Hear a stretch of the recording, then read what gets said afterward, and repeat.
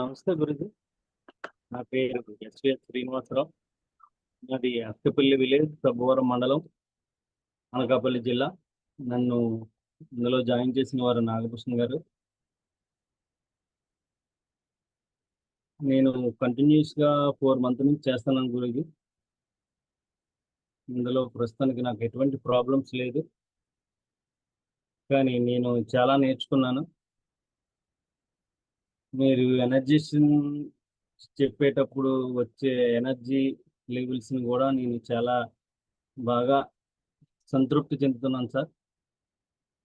అలాగే ఇంకా చాలా విధాలుగా మీరు చెప్పే డైమెన్షన్స్ గురించి చాలా బాగా అర్థం చేసుకొని దాంట్లో విలీనమై ముందుకు వెళ్తున్నాను సార్.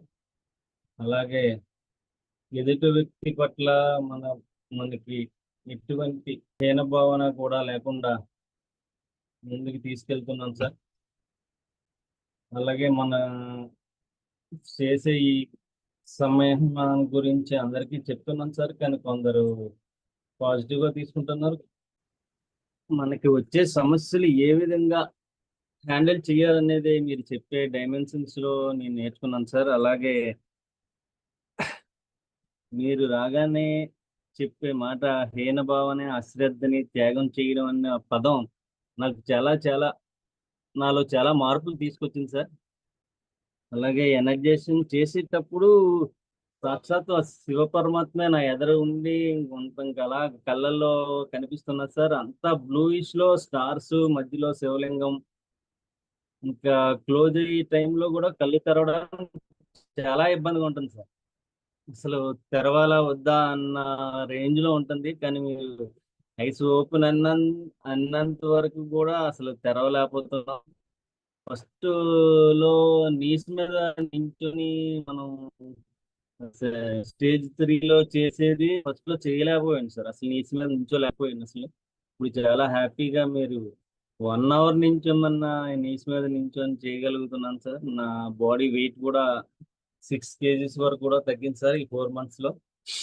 అలాగే ఇంకా ఇంకా మీ ఆచరణలో ముందుకు వెళ్తూ ఇంకా చాలా మందిని తీసుకురావాలని ఆశిస్తూ, ఇంకా ఈ విధానాన్ని అందరికీ పంచుకునే విధంగా దగ్గరికి తీసుకెళ్ళి ఈ విధానంలోకి తీసుకురావాలని ఆశిస్తున్నాను సార్.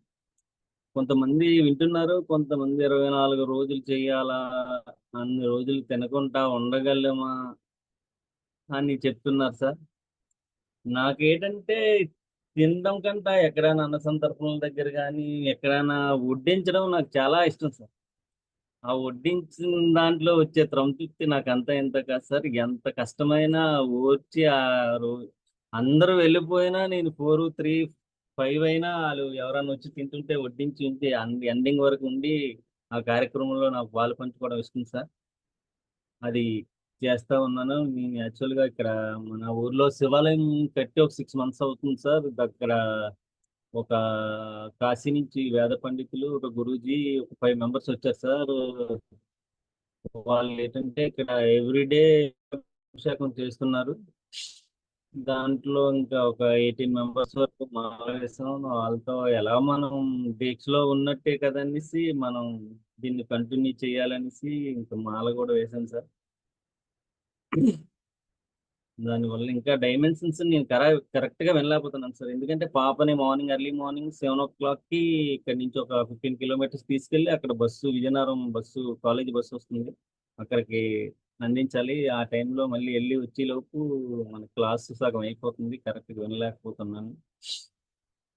తర్వాత ఈ మాలదారులు అక్కడ పూజ కూడా మన రుద్రాభిషేకం 3 గంటలు పడుతుంది సార్. అది అయ్యేటప్పుడు కూడా లేట్ అవుతుంది. అది కంటిన్యూ చేస్తున్నాం.